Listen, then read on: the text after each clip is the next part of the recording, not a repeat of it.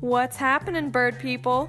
It's time for Out There with the Birds, the podcast that reminds you of a reverse mic drop, with your hosts, Ben Lisdis and Bill Thompson III. Out There with the Birds is supported by Swarovski Optic, makers of the amazing EL series of binoculars and the BTX spotting scope, which combines the magnification of a scope with the clarity and comfort of binocular vision. Learn more at SwarovskiOptic.com. That's Swarovski followed by optic with a K.com. Tamron camera lenses offer powerful performance that exceeds your imagination. Discover the full line of ultra telephoto zoom lenses at tinyurl.com/tamron-bwd. Out There with the Birds is also sponsored by the Space Coast Birding and Wildlife Festival. Come to Titusville, Florida, January 23rd to 28th, 2019 for great birding, the American Birding Association's 50th anniversary kickoff, and great presentations, including owl expert Denver Holt. Learn more and register at scbwf.org or just Google Space Coast Birding Festival. Red Start Birding is your new resource for birding optics, gear, and expertise. Great birding starts at redstartbirding.com. And support also comes from the Reader Rendezvous Birding Adventures from Birdwatchers Digest. Come birding with us in our favorite places. Learn more at birdwatchersdigest.com/rr. And now, here they are, Bill and Ben.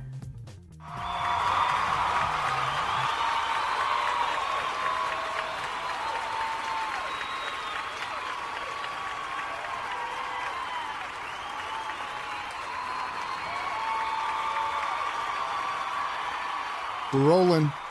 Guess what, Ben? It's number 47 of Out There with the Birds. What's up? You're kidding me. 47? No, I kid you not. Dang, we are industrious, aren't we? We are. We are. There are very few people in this world more industrious than we are. You know who might be more industrious? You can't make me laugh too much this time because I'm coming down with a cold, or I'm getting over a cold. I don't want to start hacking my mic here. Okay. So you mic hacking. Just moderate the funny business this time, okay? Yeah. Okay. No problem. Yeah. You know me. Yeah. I can hold that back, no problem. Exactly. Okay. So speaking of hacking and being industrious, how is the feeder action at your bird feeders? We need an update on Ben's bird feeders. Oh, it's been great. You know, I haven't had to leave home since I went to the Rio Grande Valley Birding Festival, because when I'm gone on the road, no one else in my family feeds the birds. They're too busy dealing with their own stuff, right? I'm going to pay attention to the birds. So the birds are now in their, I don't know if it's like 4th week of regular bird food being available. And I think I've actually seen the house sparrows getting fatter and fatter. They're about robin size right now. Yeah. You know, just I've been pumping them so full of bird seed. Yeah, exactly. So it's going well. Everyone's discovered who should have discovered the suet, except for the red-bellied woodpecker. I don't know what his deal is. He just can't stop getting away from peanuts at the kind of regular platform feeder. But you know, I think I said this to you last time I spoke, that seeing the tufted titmice come in is what brings me the most joy. That was the closest I had to a spark bird. I remember way back when my dad was getting into bird watching and looking at this book from this Wild Birds Unlimited store in Green Bay, Wisconsin, where I was living at the time, and seeing a tufted titmouse and being like, oh my gosh, that looks like a mouse bird. You know, just that mousy gray color and that cute little crest. It's like a mouse and a cardinal had a baby. This is like what's going on in my 7-year-old mind. So seeing them at my feeders, you know, that's been great. And of course, yeah, and you know, it's a dynamic bird. They also kind of are leaders of the pack, along with chickadees and those winter feeding flocks. Another nice, cool thing I like about them is it's one of those species of birds that has all those little variants all over the U.S.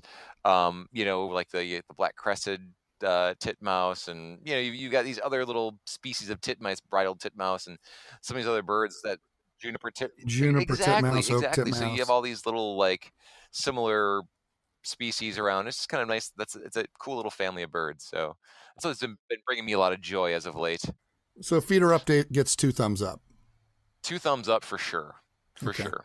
All right. We are approaching at screaming light speed the holiday season. Yeah. Whatever holiday you might be celebrating in your family out there with the birds listener land.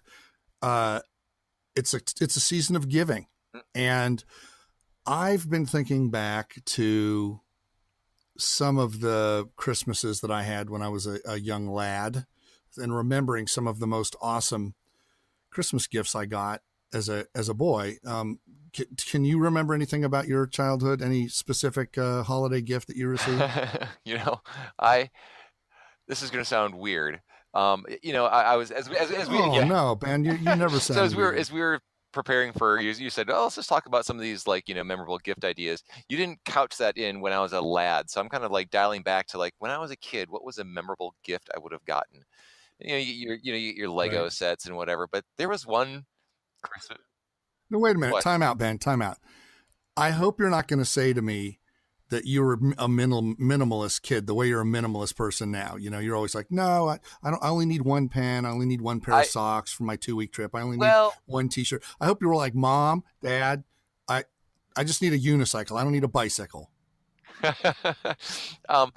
I would say I was probably somewhat of a minimalist kid, but that's because my parents were that way. They never inundated us with all the stuff.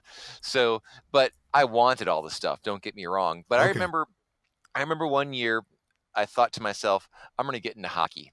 And I got a pair of As one hockey does. skates. Got a pair of hockey skates and a hockey stick. Never played hockey before, but I was so excited. I did get a chance to get out in the skates. I don't think I used the hockey stick once. Maybe I used it once in like 10 years. But the excitement and the joy that hockey stick brought me was really kind of the price of it. That was it right there. That was what made it all worthwhile. But Do you still have that hockey stick? no, I actually gave it to a friend's kid. I kid you not, like no less than 2 years ago. So I carried it Dude. around with me forever, just being like, well, you never know when you need a hockey stick, because I was never a very strong skater. I enjoy ice skating still to this day, but was never a strong skater. Yeah, but you know what? That's going to cost us an arm and a leg to put that in the Ben Lisdis wing of the Out There with the Birds Museum, Hall of Fame. And there goes all of our hockey sponsors as well. I know. What the heck? But I would say one of my most favorite gifts that I've gotten of all time that's a little bit quirky, not quite birding related.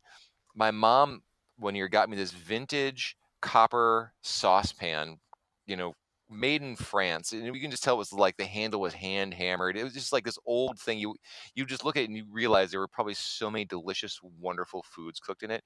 And it's one of those things too. You just can't go out to the store and buy something like this. It was, she probably got it at an antique store, probably a secondhand store or something. And I use that all the time. As you know, I love cooking. I'm an avid cook. So, things that I get to use all the time, unlike that hockey stick, really bring me the most joy. So that's probably when I think of some of my most favorite possessions, this copper saucepan that I have, that was a gift from my mom probably about 10 years ago, which I use on a weekly basis. Probably one of my favorite things. Thanks, Ben's mom. That'll go right into the Hall of Fame museum. Yeah. And I got my first nice pair of binoculars for Christmas, probably about 15 years ago, a pair of 10x42 Swarovski SLCs. Ooh, that was my first good pair of binoculars too, but I bought it for myself. A classic pair of binoculars. It's just, it's just like, old, heavy, reliable. And back when optics like that, you couldn't find them that easily. Unlike today, birders today, we've got plethora of great optics at our choice. There aren't a specific maker model everyone goes to and says, that's the one you got to get or else you're not really doing it right. But back then that 10x42 Swarovski SLC, that was, it's up there with the 7x42 Zeiss Dialite in terms of these iconic European-made binoculars that sort of made an impression. Well, I've got two quick Christmas stories that I want to share.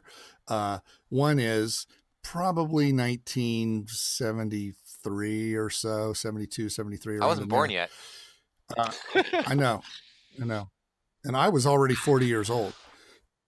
So I don't know what compelled me, but I got up at like probably 3 a.m, went downstairs and peeked in the living room where the Christmas tree was. And there were 2 10-speed bicycles with ribbons on the handlebars.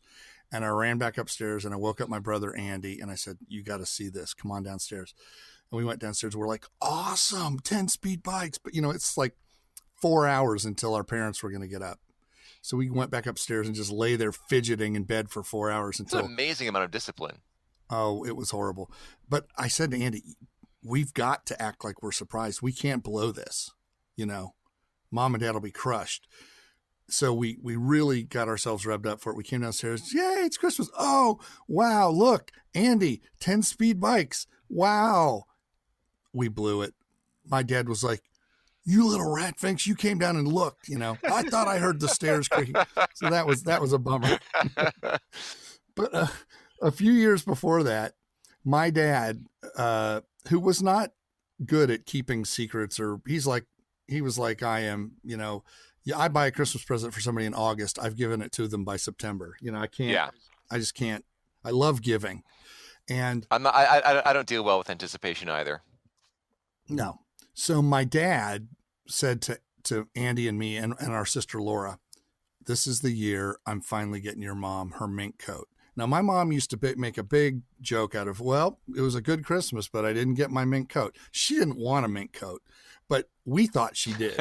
And so my dad was like, kids, I've saved up all my money, and using the Christmas bonus, I'm getting your mom a mink coat. We were so excited because, Christmas would come around and my mom would get like hair curlers or an iron, or my dad got busted one time by my mom using all the green stamps to buy my mom a vacuum cleaner. He was horrible at Christmas shopping.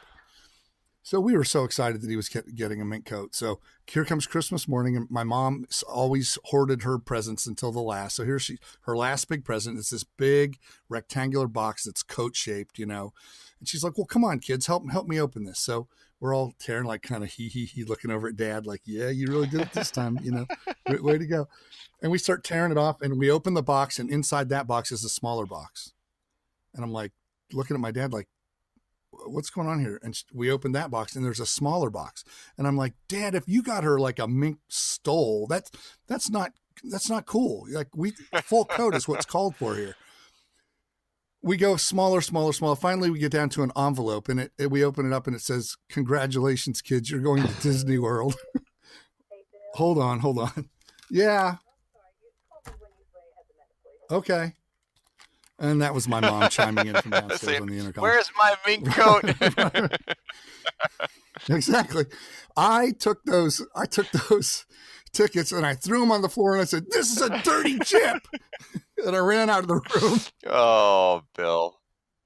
I could not believe we didn't get the mink coat for my mom. It was just like, to me, I did not care one iota about Disney World. I wanted my mom to have that mink coat, which of course she laughs about to this day because she never wanted it. So anyway, so it was a good Christmas memory. Kind of bringing this to birding and Christmas. You doing a Christmas bird count this year? Do you do Christmas bird counts there?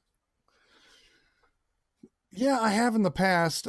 But it's usually the days they pick locally here are usually weekdays, and it's a busy time of year here at the old birdhouse. So I haven't done one recently. There's a Parkersburg, West Virginia bird count in Wood County, and there's one up at the Wilds not too far from here. And I've done both of them in the past. I may try to do one. How about you? You doing one? I mean, I used to do them all the time. When I was a kid, that was a regular ritual. I for the first time I tried doing this with my family, it turned out to be a little bit of a nightmare. So, it's whatever morning it was. We get out in the car, and we live somewhat rurally, this little town. So we go, and our route is these back roads. And first off, the roads are just all icy. There was like an ice storm the night beforehand, but we were thinking, hey, we're not going to let that stop us on our first ever Christmas bird count because I know the birds. We've got a bunch of great optics. Let's just go out and kill this, right? But someone forgot to tell my kids, who were pretty young at the time, that it's not a good idea to use your binoculars extensively looking out the windows of a moving vehicle. And I think both my kids were pretty prone to getting car sick even before then. So we're on these icy roads out kind of in the middle of nowhere. We're kind of sliding down some hills, having problems getting up some hills. But we're in Northern Shrike here and Pine Siskins there. And we're seeing some kind of cool birds floating around. But next thing I know, it's like it got really quiet in the back seat. And I'm thinking to myself, oh, the kids are really digging this. No, they were, but they were just this like kind of pale color. You could just tell like they were barely holding in their breakfast. So anyways, we managed to like get back in to the driveway at some point without either wrecking the car, getting in a ditch, or having the kids vomit in the car. But having said that, every time I bring up the idea of Christmas bird count, it's either I'm going out on my own or it's not happening. because I don't think anyone else Right. is into it. So we'll see. But it's Yeah. something that I know a lot of people who, it's just like this tradition that they do every year, and they have such fond memories getting together with local birders and doing their routes. And it's, I would like to revive that in my Yeah. world. So who knows? I might, Yeah. I get an invite every year from the local person who hosts it, and well, I'll Mhm. see if I can get out there this year. You should do that. It reminds me of a great BWD article that I edited years ago, and we ran the magazine. It was called Birding with Blah. And it was a guy who moved to this town in Canada, and he joined the local bird club, and they said, "Oh, we're doing the Christmas bird count next month, and you can meet all the members. We'll send you out with Blah to do the bird count." And he's like, "Blah? Who's Blah?" "Oh, well, his name is Bob Loblaw, but everybody just calls him Blah." I thought that was the funniest setup. And that was actually, it was called Birding with Blah. And it was a really funny article. And the setup was real. I confirmed that it was real. So I always think about that when I think of Christmas bird counts. But also, speaking of bird counting, have you seen this birds aren't real thing that's on this conspiracy theory, birds aren't real meme that's everywhere? There's a conspiracy theory about birds? This isn't like Yes, Big there Bird's is. not real, right? 'Cause I wouldn't put that in the realm of conspiracy necessarily, or the stork that delivers babies. No, because That's maybe not right, real. both of which are totally real. Or bird squatch. We all know bird squatch True. is real. No, this is I believe it's a tongue-in-cheek response to some of the conspiracy theory sort of social media website stuff that's out there, especially in the Which there's an abundance especially in the political arena. This is Birds Aren't Real, and it was that during the Obama administration, and going way back into like the 40s and 50s, the U.S. government killed off billions and billions of birds and replaced them with exact replica birds that are robot drones. So all birds are spying on us all the time. Nice. They're all drones reporting back to the government, taking pictures, capturing everything. So that bird tapping on your window isn't asking for more food. He's gathering data on you.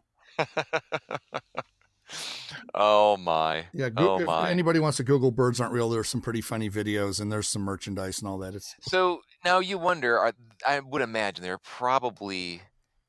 got to be at least, 2 people that think that's real? Oh, do you think there's more than 2 people that think that yes. that legitimately, honestly think that stuff is real? Oh yeah. All right. Yeah. All right. So, and who am I to say it's not? I suppose we all live in our own worlds, right? Yep. Do you believe that genies are real? Genies? Yeah. No, why? Well, because I just got to notice that. I just got to notice that you can download the app Bird Genie. Tell me about this Bird Genie app. Is it where you rub a lamp and a little bird comes out of it? That's right, and it begins gathering data on you right away, and it flies off to Washington D.C. No, this is an app that was developed by the Warbler Guide guys, especially Tom Stevenson. He's big into audio. Yep, he is, and he developed this app to.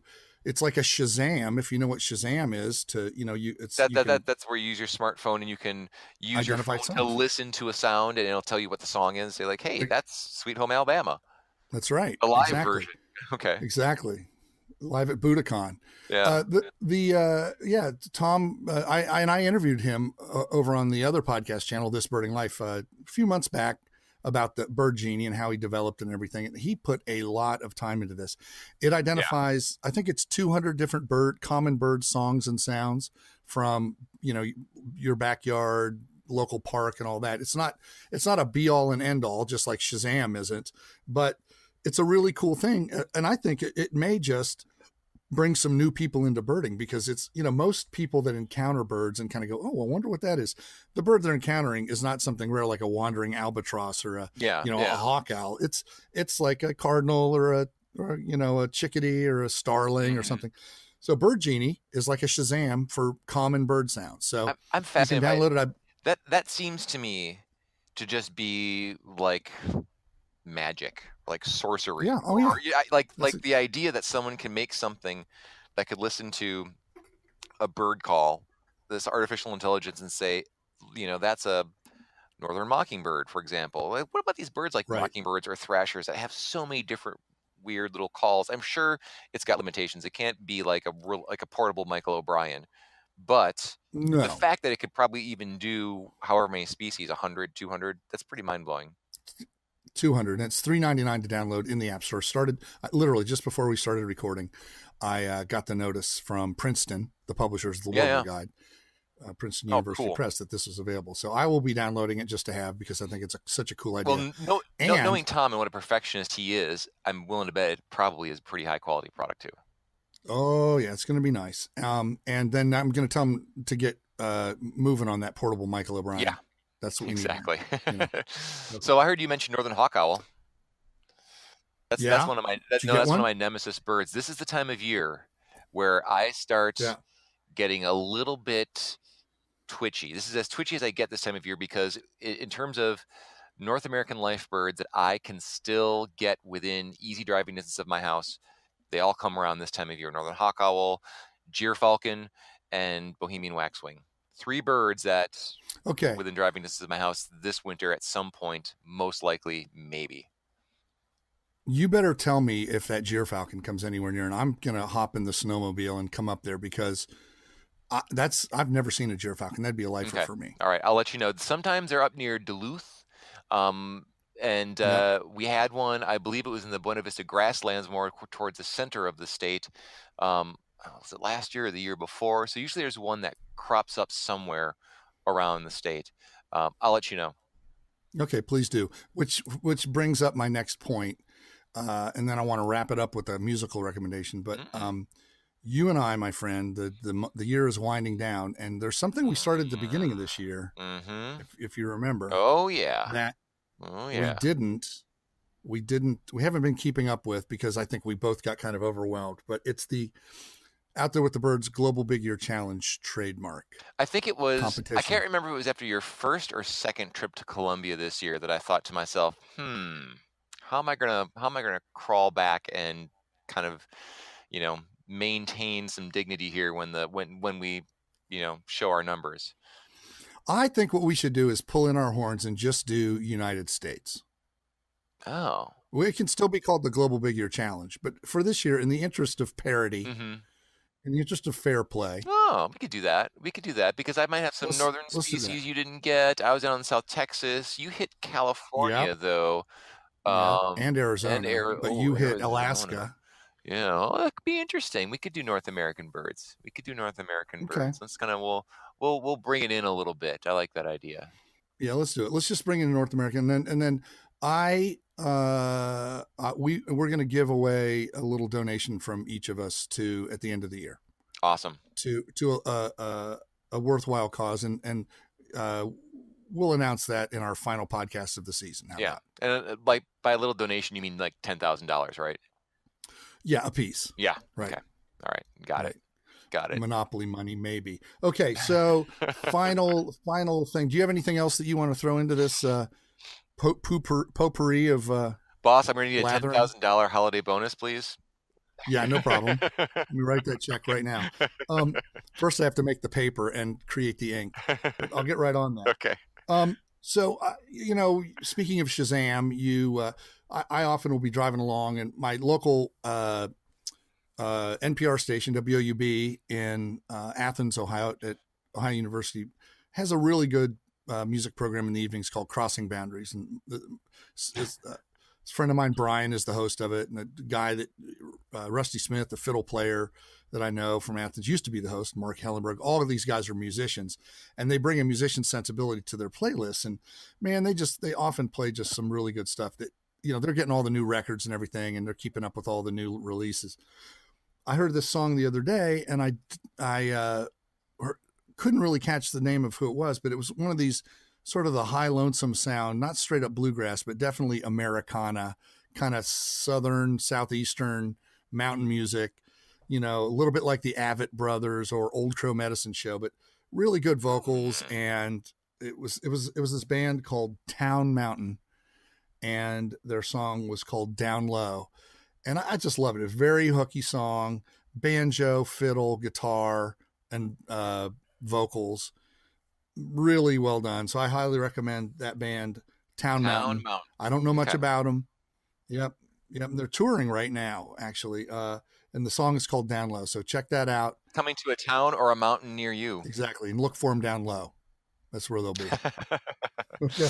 Excellent. All right, man. Excellent. Well, I hope your cold gets better. I hope you have a good weekend. I hope you see one or two more birds. There are 26 snowy owls in Wisconsin right now. Dude, nice.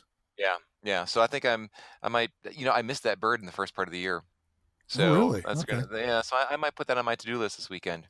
I think that's a good idea. Maybe chop some firewood and go looking for some snowy owls. All right, buddy. All right, Bill. All right, have a good weekend. Good luck on the owl hunt, and feel better. Thanks, man. I'll talk to you later. Later.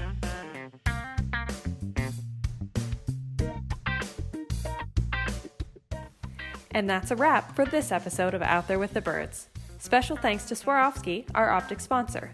Learn more about their fine line of birding and lifestyle optics at SwarovskiOptic.com.